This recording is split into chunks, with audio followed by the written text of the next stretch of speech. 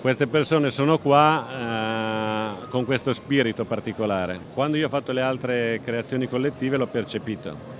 E allora ho detto, siccome qui la facciamo in grande, avremo anche del pubblico, sarebbe bello che riusciamo a individuare un pensiero che accomuna lo scopo di quello che stiamo facendo.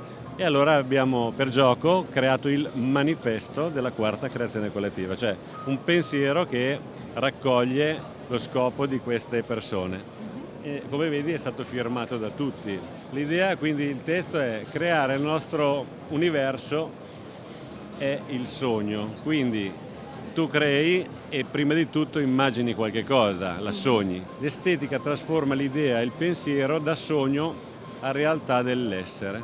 Quindi attraverso l'estetica loro possono prendere il sogno e farlo diventare qualcosa di reale e farlo diventare un essere, farlo diventare qualcosa di vero.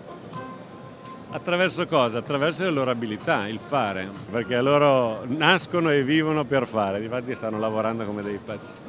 Però poi alla fine sono stati troppo d'accordo su firmare il manifesto.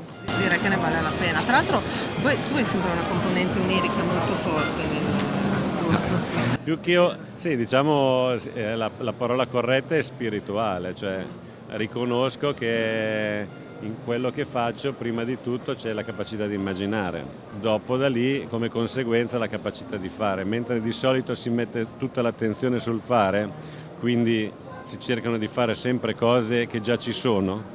Per esempio normalmente quando uno fa l'imprenditore dice cosa si vende?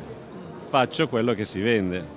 Io quella domanda non la faccio mai, cioè cosa potremmo creare che poi come conseguenza in quanto estetico possa essere venduto, applicato, facilmente distribuito. Quindi il passaggio è lì. Sicuramente all'origine c'è questo spirito, questa filosofia di dare valore alla capacità immaginativa. Ok, grazie a voi.